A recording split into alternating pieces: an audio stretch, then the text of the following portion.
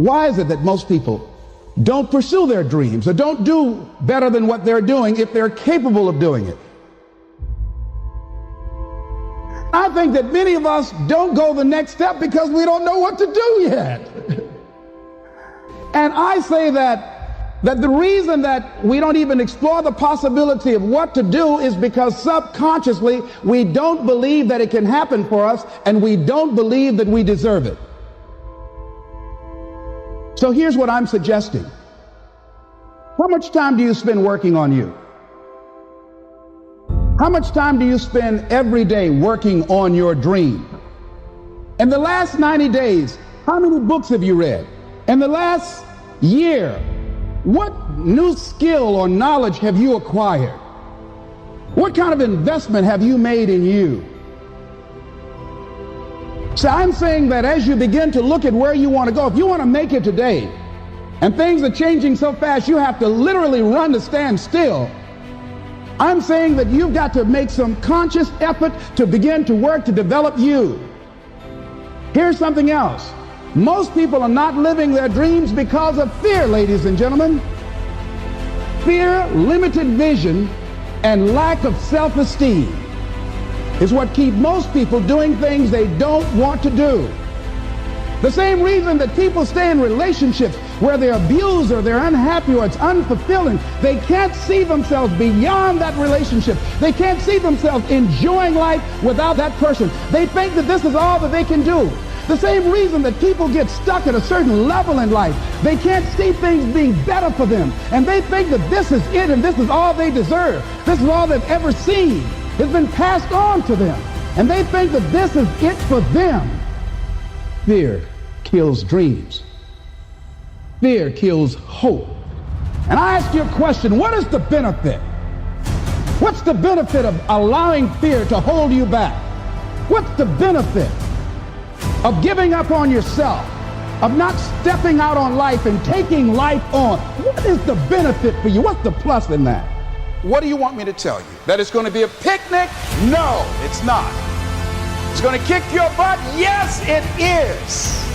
Are you going to want to die? Yes, that's a part of it. But that's just what you must go through in order to get where you want to go. And guess what? You are strong enough to do it. You're strong enough, and your life is worth whatever you have to go through to get past this addiction. Whatever you have to do. This dream you got, whatever you want to do, will it be easy to just run out there and do it? No. Will it happen overnight? No. Will it be a struggle? Yes. Will there be times when you can't make ends meet? Yes, that's a part of it. Will there be times you won't know what to do? Yes, that's a part of it. So deciding as you look at your life, as you look into the future and say, what fears am I holding on to? What fears that I'm allowing to imprison me? That's keeping me from breaking out. That's keeping me from living up to my true potential. That's keeping me from really being happy.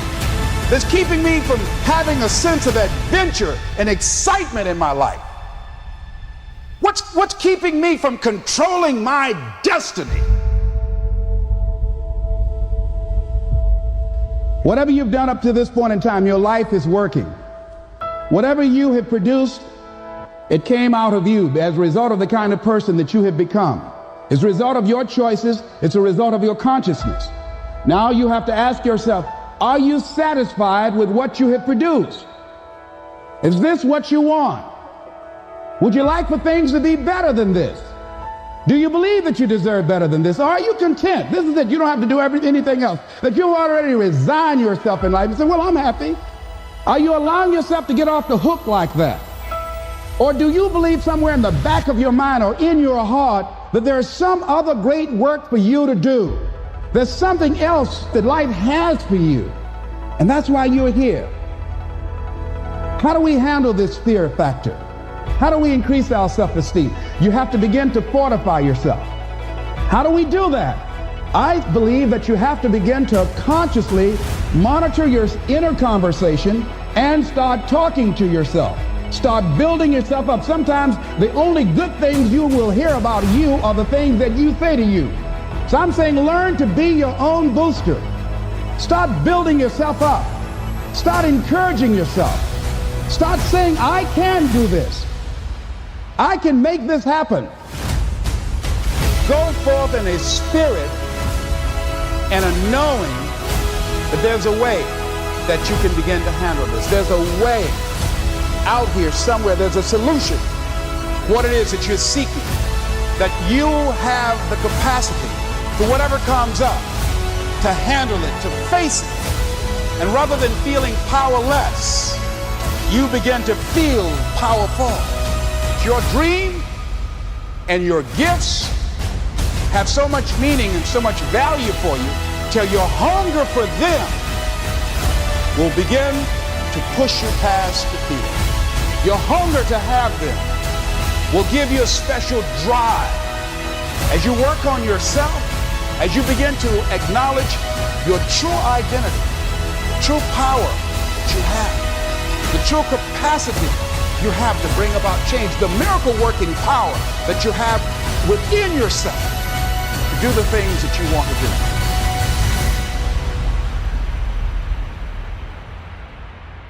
When I started thinking about becoming a speaker, I said, yes, I can do this.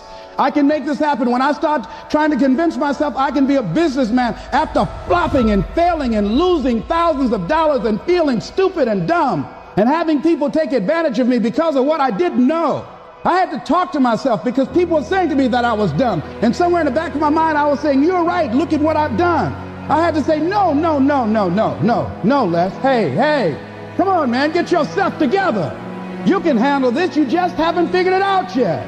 It's all right. This is your training period. This is the tuition you have to pay for what you don't know. You can do this. Other people have done it. It doesn't take an Einstein. Get you some people that can teach you some stuff that you don't know. Get you some people that have done it successfully and learn from them. Take some seminars, workshops, read some books on how to manage a business. Change the way you see yourself and begin to tend to the personal details. Understand that nobody's going to take care of your business better than you. See, we all have some stuff that we've been given. I don't think that it's optional for us to sit on what we have. See, if you're sitting on what you have, what you've been given, I think everybody's been given something to bring to the planet. That only you can do that. Only you can perform that. Only you can initiate that activity. And if you don't do that, if you're not filling in your life with your life work or your mission, then there are gaps in your life. And what we do when we're not living out our true identity, we begin to fill the gaps. We fill the holes with garbage. Alcohol, drugs, worry, self-destructive behavior. So when you begin to look at your life and you know that you're not doing what you can do because you have allowed yourself to be held captive by your fears. Now, when you don't have a true appreciation and acceptance for who you are, and you allow yourself to be immobilized by fear, what happens in the process is that you begin to abuse yourself. You begin to sabotage your life, you begin to sabotage your dreams, you begin to unconsciously work against yourself. You become your own worst enemy. So what do you do about that? There are few people who have decided within themselves, I'm going to make it. Some people aren't waiting to be cut. Some people are moving on their own because they feel within themselves, I've got what it takes to make it. They're not afraid about tomorrow because of how they see themselves, because of what they feel that they deserve, because of what they feel that they can create for themselves. Because these people have decided, as they look at the future, as they look at themselves, there's a way. Where there's a will, there's a way for me to begin to create a way out of no way.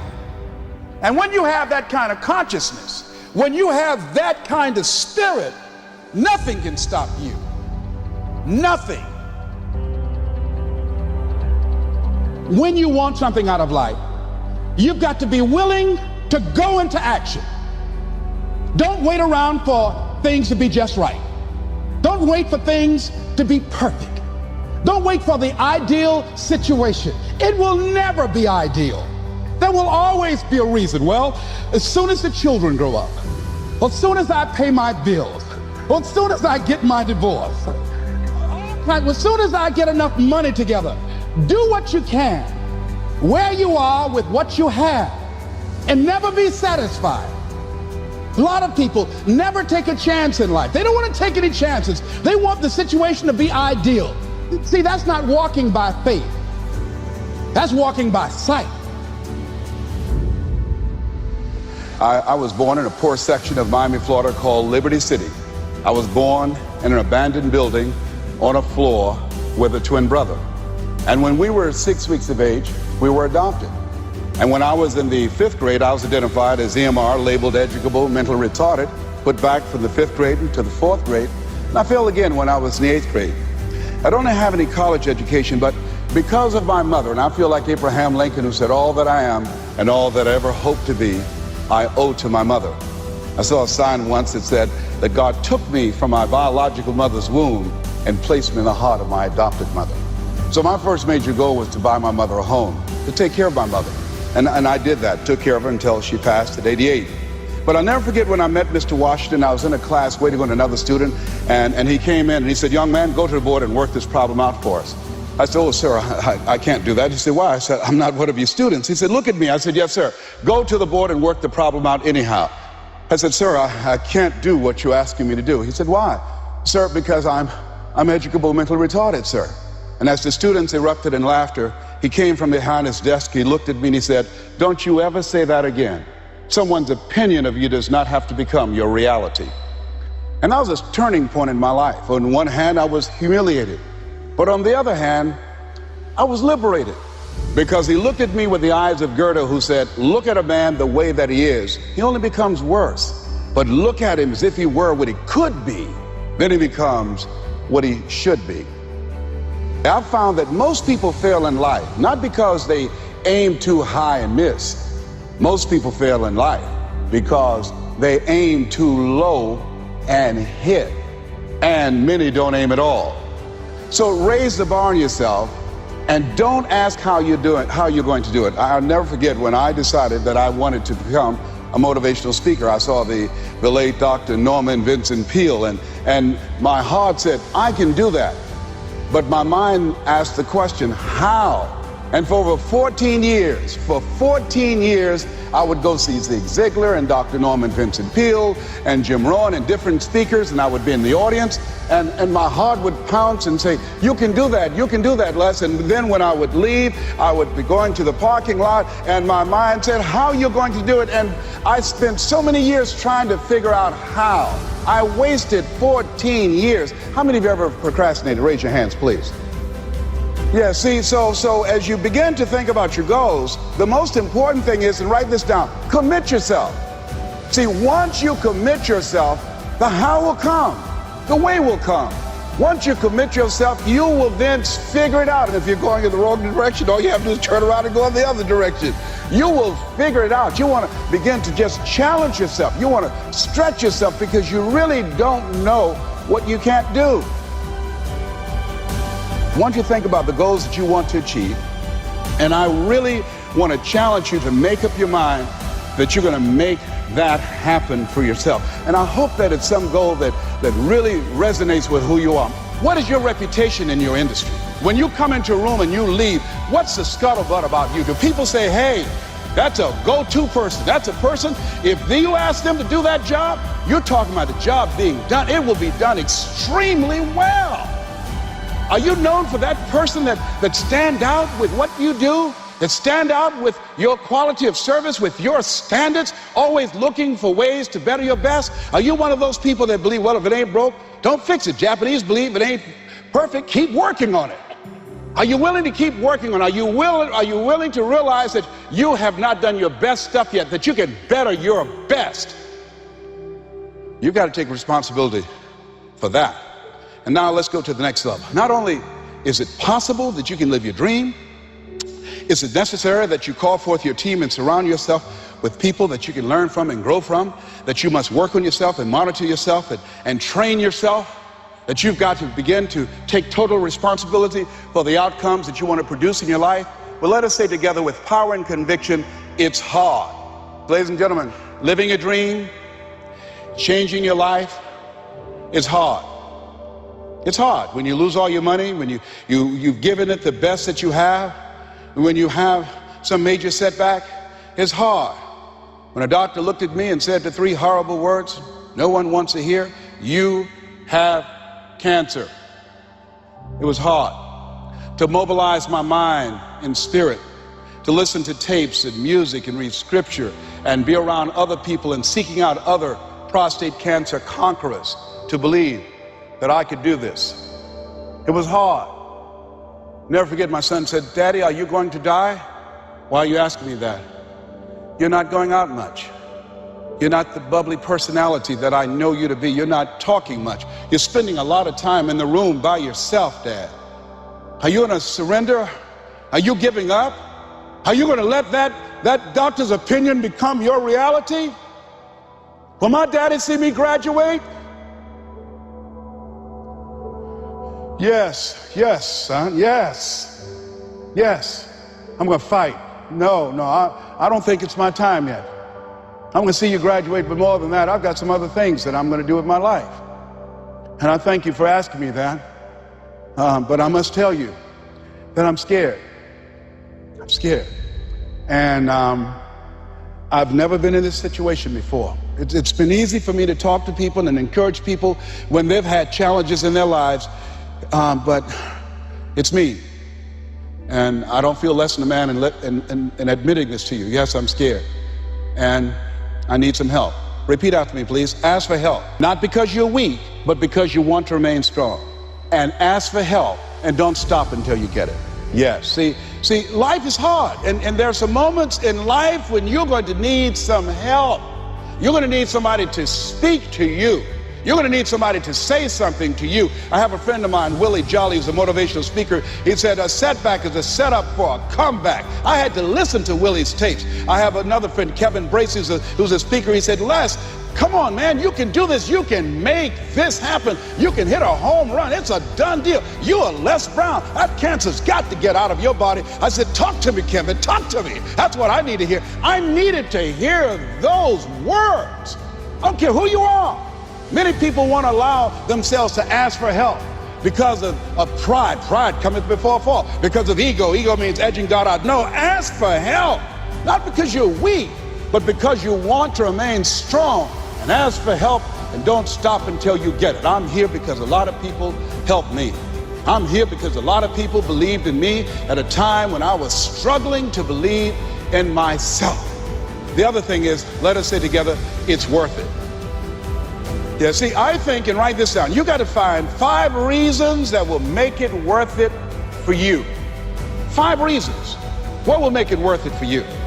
Mine was, I want to take care of my mother. Mine was, I want to do something with my life. What will make it worth it for you? Mine is, I want to leave a legacy, was to believe that I can do what I'm now doing. No one could have convinced me, just given my circumstances. I earn millions of dollars every year. No one could have convinced me. If both my parents came up here right now, I would not know either one. No one could have convinced me, being labeled educable, mentally retarded, born in an abandoned building on the floor in Liberty City, poor section of Miami, Florida, failing twice in school, no college training, never worked for a major corporation. I did not know I can do what I'm doing right now. Never forget Mike Williams, my mentor. I think a lot of people fail in life because of the fact that they need some mentoring, they need some coaching. When you begin to understand and acknowledge your fear, and you go forth anyhow, you go forth in a spirit and a knowing that there's a way that you can begin to handle this. There's a way out here somewhere. There's a solution. What it is that you're seeking, that you have the capacity to whatever comes up, to handle it, to face it. And rather than feeling powerless, you begin to feel powerful.